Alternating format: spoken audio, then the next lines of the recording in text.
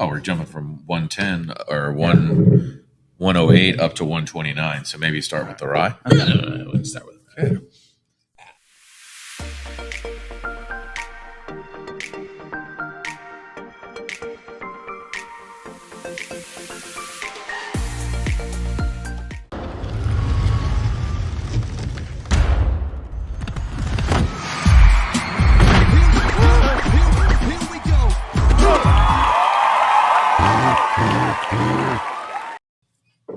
All right, so we're here in the Hive Studios with the Whiskey Gorilla. Good Mr. afternoon. Chris Ritch. Cheers. What's your new job title? Vice President of Sales North America. North America. Willett. It's a That big is America. amazing. It goes all the way down to Panama. Mexico. We need bourbon in Mexico. That's what I was telling you. I know. And you've been in the industry for how long in total now? I started the industry in December of 1999. So Wow. over 23 years. 23 years in the industry, and now you're walking into a great distillery with great products. Not just these; they have a whole plethora of spirits that they go out with. Yeah, it's a big lineup. What's your role? Like, what do you do? What is like your daily job, and what do you bring to the table there with Willett? There. So yeah, the biggest part of it is filling a void with distributor management, working directly with our wholesalers in each state. Obviously, it's a big country. We're not in every state, but working directly with our distributors and helping them sell more, helping them put together programming, and coming up with more ways to sell more whiskey to all the people. Oh, that's amazing there. And I know this has always been a top tier product Sure. in the industry, and I've always gravitated towards it. I know a lot of other people that are in bourbon love this, and how it was always pretty unattainable for a very long time, and now it is becoming a little bit more attainable. Very much You're so. seeing it a lot more. So I appreciate you and what they're doing, getting it out to the masses there. I think that is a great job doing such things there. Yeah. Biggest obstacle was having enough supply for the demand with the big bourbon boom. And now we're, much like other distilleries have been able to catch up with supply to fill that demand. And that's one of the things that they need, me even more so, because we have a lot of juice. We have our secondary distillery in Springfield that hopefully we'll get to see when we go up there. And it's just going to help, production almost tripled than what we were able to do before. Right. So, but obviously that production has not tripled yet. So how has supply caught up? Was it just more production time? So one of the things that was a big, if you remember, I think 2 trips ago that we got a tour of the bottling line. Yeah. I think you were with us there. So we went from being able to, what we were able to previously bottle in an entire day, we can now bottle in an hour. So just getting the juice in the bottle was the biggest thing, because our bottling line was pretty out of date. So getting a specific line just for the Willett pot still, as both sizes, as well as the new bottling line to help really increase that production. Yeah. Get the juice in May the bottle. have gotten footage of that when I was there on Yeah. that Yeah, time. I think you did. But I will pop that in here. So seeing from the point of putting it in a box, it getting unboxed, going through the whole conveyor system of flipping over, cleaning, sanitizing, filling, Yep. corking, and reboxing was absurd, because those bottles, they're unique. They're like, no one's using like pot still bottles like that. Sure. Anyone else. So that had to have been some engineering madness to make that happen. Yeah, it was a huge investment, and it's definitely a game changer just from those stats alone of how much more production and juice you can get out there. The other game changer was you changed the profile of the pot still, right? Yes, so they changed in 2020. They changed the recipe to a wheated bourbon, that really changed the dynamic of it. A lot of the feedback was mixed reviews from the old recipe in mash bill. So switching to 100% blend of 5 to 7 year old wheated bourbons was a good move. Yeah.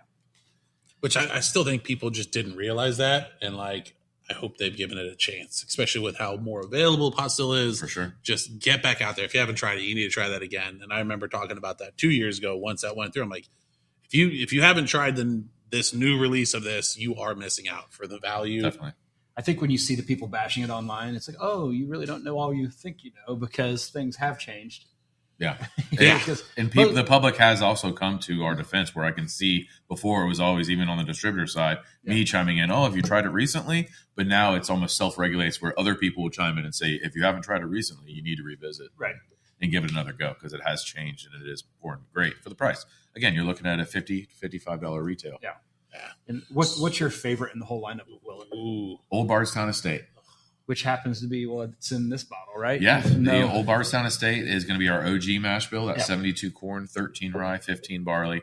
Most of the single barrels, I think your 8-year and your 10-year were both OG mash bill. Yep. I think one of the only ones that came to Florida was It's Not a Goose. I believe that was the high corn mash bill that we picked. Yep. Yeah. Oh, That was a day we picked among like 14, 15 samples. That was a rough That one. was a long day. That- and then the Brock small batch at the end of every tasting. Always and that a was gem. amazing. You're not allowed to do that. No, let's not do that. Just go around.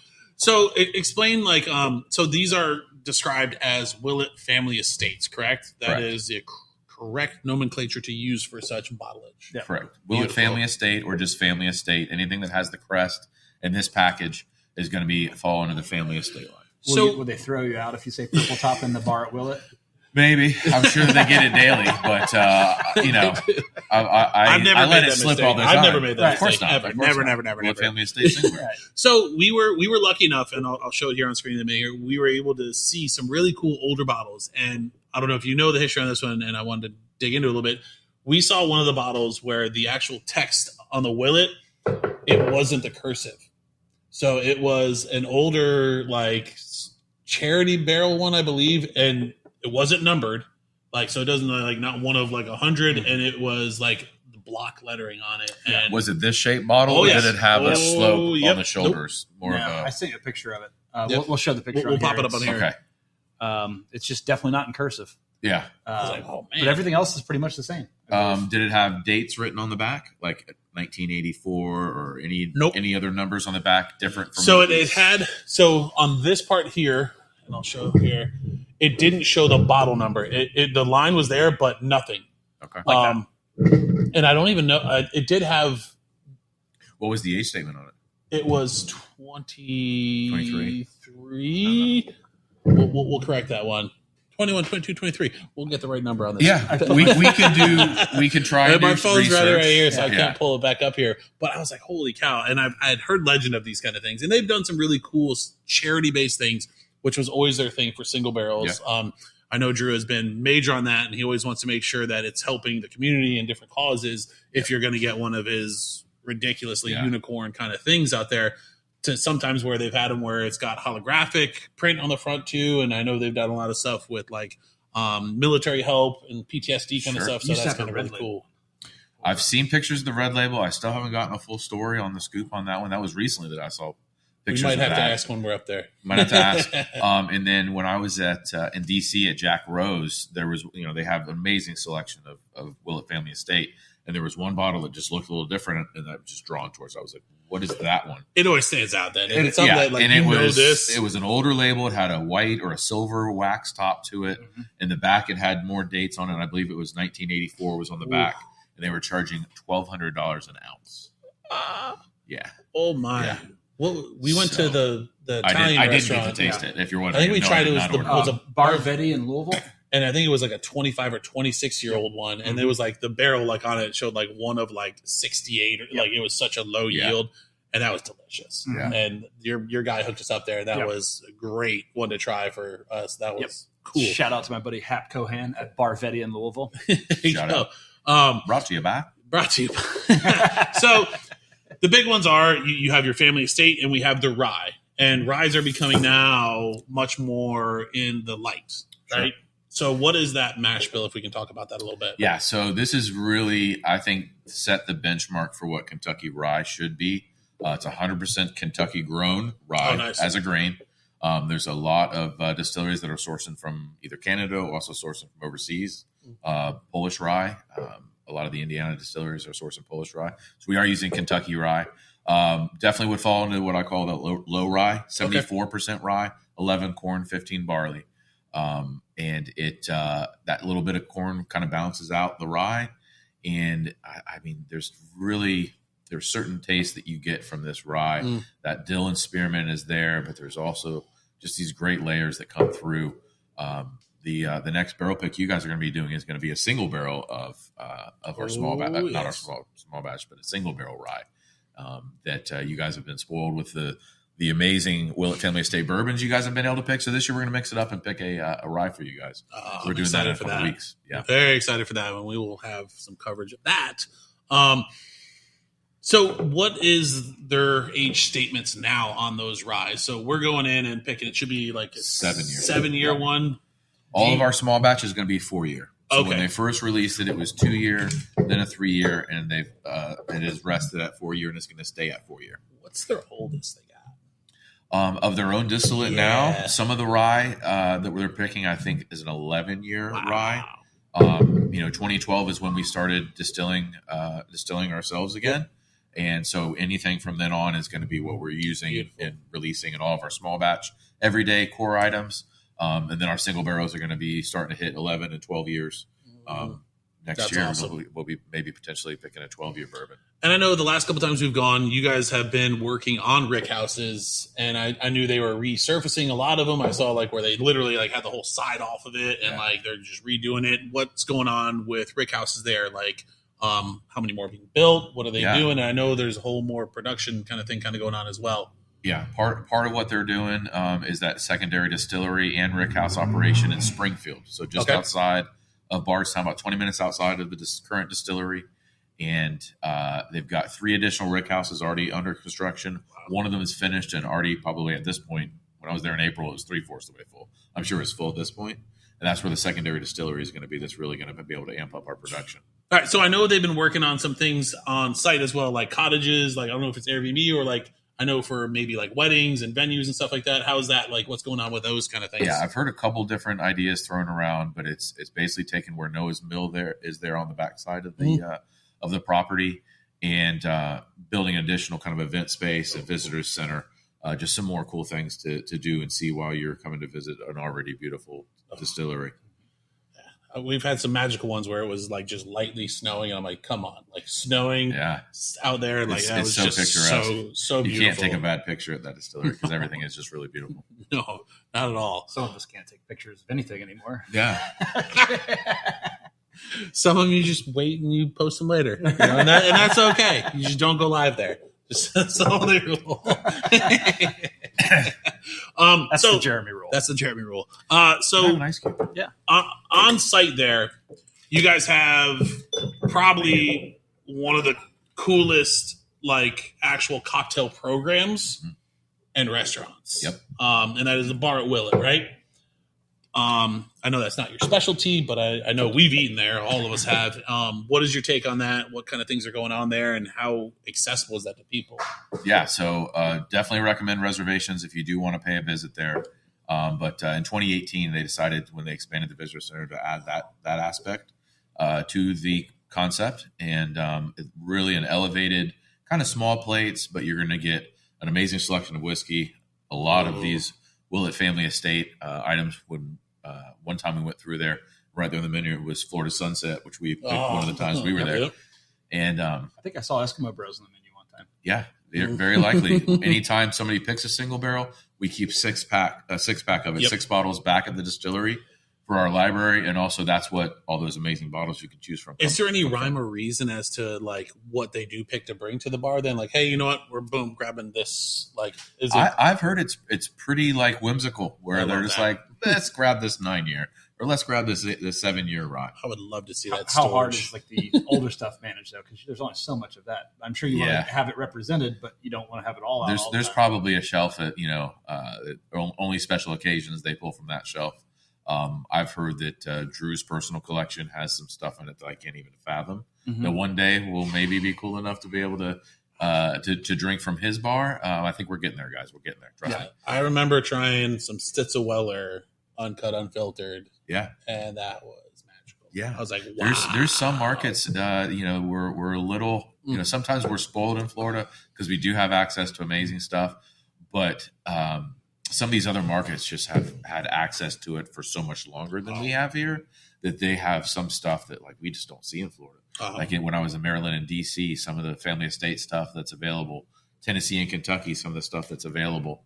It's impressive to see all the other crazy stuff that's out there. Yeah, that's awesome. That's probably really just something cool. to bring up in meetings, how we need to even that up. And Come on, guys. Just help the South a little bit here. There's a big market here. So you're hitting down in Florida right now. So you're going down to Fort Lauderdale tonight, meeting with some of those guys. How do you see the Florida market with bourbon, especially with Willett? How's that doing? Like, how's the growth there? Do they see that growth and like the want here and understand that? Definitely. As a whole, Florida's just such a huge market. You have so many different pockets. Even just the Gulf Coast, you've got Tampa, St. Pete, then you've got Sarasota, Bradenton, then you've got Naples, Fort Myers, and that's just a 1/4 of the state with those huge markets right there alone. Plus South Florida, the Panhandle, and everything else is just such a broad market. And there is, a really different culture in each market. Yeah. South Florida is obviously it's in its own little world down there. The Gulf Coast is a different vibe than the East Coast. Yeah. And then the Panhandle is, it's lower Alabama and South Georgia sometimes. So, they drink plenty of bourbon, and it's just got more of a Southern vibe to it, where they're, they're just drinking. They always talk about Florida man and all that, but the real thing is Florida. The farther north you go, the farther south you get. Definitely, that is a true statement on that is Florida. Definitely true. There. That's awesome. Yeah. So if you could pick one cocktail that you think pairs perfectly with any of the Willett products, what would you say is like your favorite cocktail for that? I'm probably a split decision on that one. Either our small batch rye in a Manhattan, or I love an Old Bardstown Estate Old Fashioned. I'm an old fashioned guy. I can drink those all night, spacing it out with water, and be fine the next morning. Anytime you mix in a beer or a wine or other food groups, that's when it creeps up on me personally. And just having an old fashioned and sipping on a couple of those all night is perfect for me. And then finishing off with a Willett Rye Old Fashioned or a Willett Rye Manhattan. Beautiful. Well, bring it out. Hey, let's talk about the barrel pick. Oh, right. So yes. So that's awesome for those cocktails. So now which one is this one? Is this the 129? 10 year. So this is the 10 year. This was the pick from last year. So the 2023 pick. Oh yeah. Our first one was really good. This one was just a little bit. Yeah. I'd always thought that we might add the years, but I know because if we have another 10 year down the road, right, we're gonna have to distinguish between Eskimo Brothers. We need a spreadsheet for everything we've ever done. At least we have the barrel number on right. it, so that can help delineate the difference there. But right. I've got a list that I've started putting together of barrel pick name options. Yeah. When I got inspired, not really motivated, inspired when I was in DC because they've had a lot of barrel picks and they have a lot of fun with it. One of their barrel picks was Boots with the Fur. Mm-hmm. They had another one right after the Nationals, one called Victory Parade. Nice. They've had fun with it, and Eskimo Brothers Barrel Club definitely puts our name on there. But I like where you have a little creativity and have some fun with it. Yeah. Too. I mean, where we get the most creative is the ones that maybe you have to have a little sizzle to sell the steak. The ones where you don't have to sign something beforehand that you won't do anything other than put your sticker on it. Well, some of them, they're begging me to put a fun sticker on there. Yeah. They need the attention. Yeah. Willett does not. Four Roses does not. We prefer not. There's actually some things going with one of our distributors in another market. Yeah. That they sold it to a customer that did put wax and a label and different stuff on it, and it's not ending well for them. They got boycotted or banned. We're in litigation with them cease right and now. desist. We're in cease and desist because I've seen a lot where people go a little above and beyond. I've seen one where like they made like a lockbox with an RFID card like kind of one for a special one. I'm like, man, some people have the creativity is really and money. Arts and crafts, man. Arts and crafts. They got their kids working at home. Small hands they can get in there with the wax better. Yeah, I've seen some where they did like a bag for them and stuff. So it's unique. It's well known in that scene, and it's always been highly sought after. Yeah. And I think one of the aspects with that I like, their stance on it is, there's already a pretty high secondary market on some of these bottles. So you don't really need to add wax or a sticker to it to make it prettier or to add an extra $15 or $30 to it. It's already special. Honestly, it's already a unicorn. What you guys did to combat that to it. With more so having your appropriate cost and MSRP has just destroyed that element for people to just take them and then bring them to secondary. Yeah. So I kind of appreciate that. It's really leveled that off. Yeah.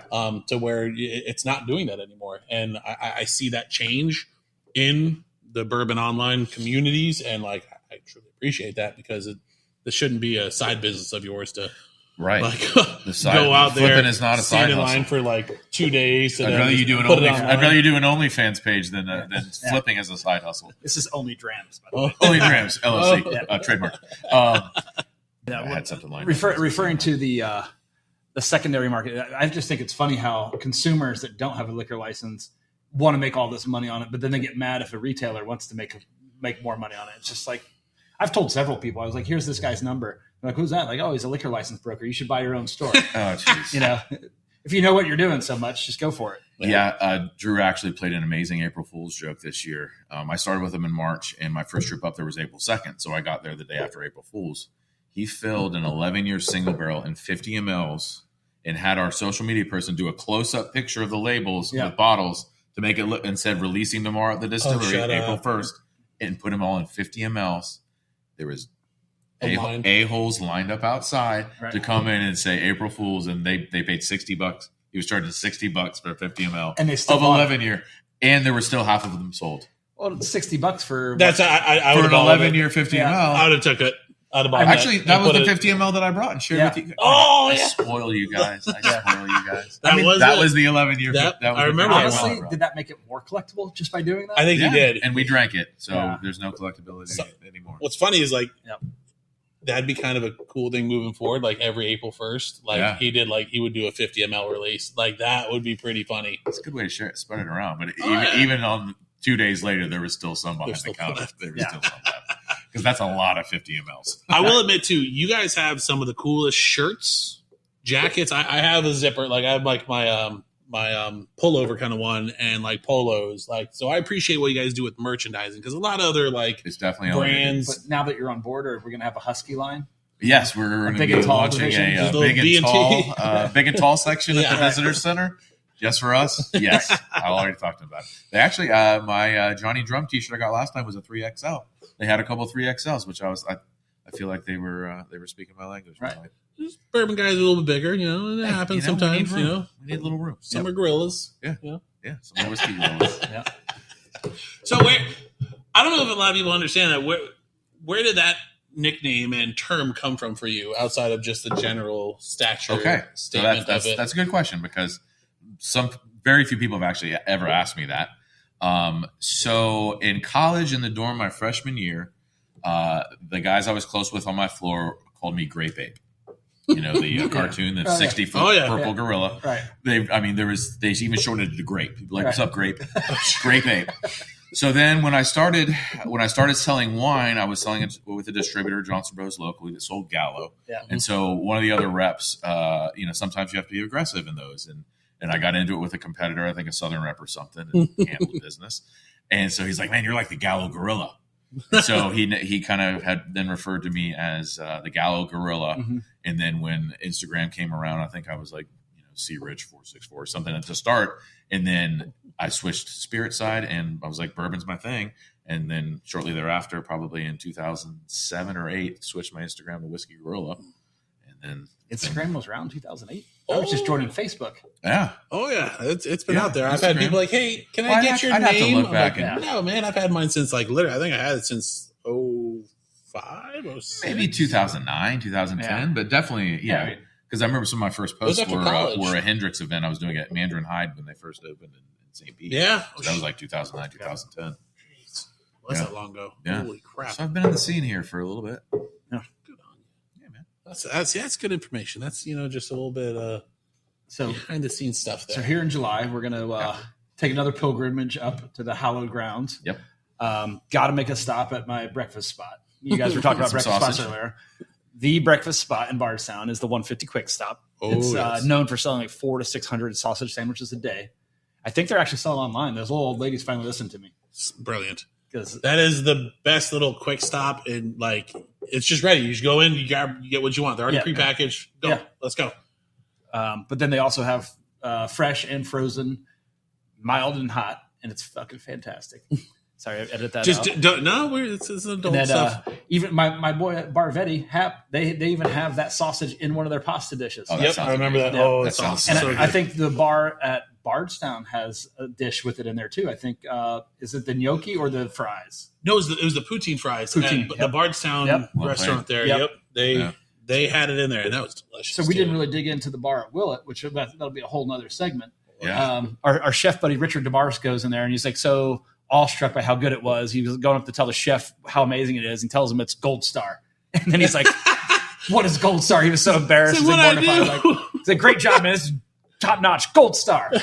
Gold Star. We'll stick it right there on your. No, there's like Michelin stars. There's like 5 stars. But you get the Gold Star. Right. You get the Gold Star. Yeah, the chef was just like, Thanks. But so our first encounter though, we were over at the Stephen F. Foster house doing a barrel pick there, right, with Josh. And he's like, he brought over a bunch of the egg salad sandwiches. Yeah, that was nice to have that. That was pretty baller to have those delivered. Yeah, so picked up and delivered to the I Foster have a house. rule about salads. Like, I don't eat any salad that like doesn't have lettuce in it. Historically, like ham salad, egg salad, tater salad, like that's just weird to me. So I would, my whole life I've never eaten an egg salad sandwich. Couldn't tell you what it tastes like, but I'm not a huge fan of boiled eggs. They do something a little different at the bar at Willett. They cure eggs, so it's like a salt and sugar cure, probably some herbs in there. Then they dehydrate them, and then they grate the cured eggs over the top of this sandwich, giving it like this golden color. Like we'll put a picture up. I call it egg yolk snow. Yep. Just this dusting, like Parmesan cheese, like it's just this dusting. Yeah, they went away from that the last time I was there. Tell me they went back because the last time I was there, I had lunch and dinner the same day there. Did you have an egg salad sandwich? I had for lunch. I did. And did it have the snow? Of course. Maybe it was just that day. Yeah, maybe like somebody went on strike or. I've still yet to have the burger. Yep, got to go on a Saturday. The only time I went on a Saturday, I don't think I've ever had a burger. It's like the first Saturday or something of the month, and I was there on one, and I saw it go out to another table, and I'm like, "Oh, can I get that? Is that available?" Oh no, that was the last one. I'm like, "No." We got last one when I was there for the dinner when I was there lunch with Jessica, and there was something that was like the last one of, and she's like, "Okay, yeah, save us the last one." And then when she's like, "Go ahead and put that in," the girl came back and was like, "Oh, sorry, the last one already went out." I'm like, "That's why you don't hesitate, right? If they say last one, if you want it, just order it, right? Yeah, those little the nuggets, the chicken nuggets. Was it the Korean? Yeah, something like a kung pao chicken. Yeah. Kind of thing. Oh my gosh. We recreated that one here when we tried did the dinner here. Yeah. There was a beef and broccoli dish that the beef was like shaved with like this teriyaki, like classic, but completely deconstructed. It wasn't traditional beef and broccoli, and it was just so legit. Yeah. So even still, that's one big element. But the bar too, you guys do a lot of great cocktails there, like kind of innovative stuff. They go after really cool ice, and they go after like true mixology, like all they have kinds ice of stuff. program in house. They've got Kleinbells in one of the buildings. Yeah, which is not like other places. No, it's definitely elevated, especially compared to, unfortunately, Bardstown is not as elevated as it could be. But you've got some great programs like ours right around it. The program's run by Andy Pope. So I think he's been on board almost since the beginning, if not the beginning. Wow. And previously a gentleman named Jeff Knott was there, who now has opened his own place in Louisville. And Andy Pope has run that program just dialed in from the beginning. And now there's some things that they've been adding there where they've been getting their hands on some cool Dusties, featuring those on the back bar where you can get, some pours of some really cool things. That's a unique Kentucky only kind of thing and vibe that you've got access to some really old, amazing bourbons. And so we'll have a couple of those mixed in. And Andy just does a great job with that program there. Definitely elevated and worth it. It's smart. And like it's a draw. Even if you're not there to pick a barrel, if you're visiting, you get a tour of it. And it's a fantastic tour to see the history there. Like, the original fans that are belt driven, that's just so cool. Like, that was the one thing stood out to me. I'm like, holy cow, that's so original to that. Yeah. And it's got such a great lodge vibe to it. Your little distillery cat just roaming around. I always forget his name. But it is bourbon related. That cat he's just there. Yeah. There's got to be a distillery cat because somebody's got to kill the mice and the rats. So it's like the natural the circle of life. Right. Grain brings the mice. Yeah, cats kill the mice. Yeah, everybody's got a couple fat cats. Yep, they live good too. Yeah, he's not missing some mice meals. No. All right, so awesome. The next time we see you will be in Bardstown. Yeah. Yes. Yep. Well, I might see you guys in Nashville first, and then we're going to trek up into Bardstown. Yep. Take over the world. That's it. Yep. One day at a time. One barrel at a time. That's it. No, wait, don't do it. No. Oh, you didn't have any yet? I got a drank it second all. pour Why of would rye. I not we went back drink to it? rye. Like this. Yeah. Oh, you didn't Shit. drink. Right. We're kind of a low budget podcast here. Just kidding. Cheers. Cheers. Chris Ritch, the Whiskey Gorilla. Thank you very much. Pleasure, guys. Thank you so much.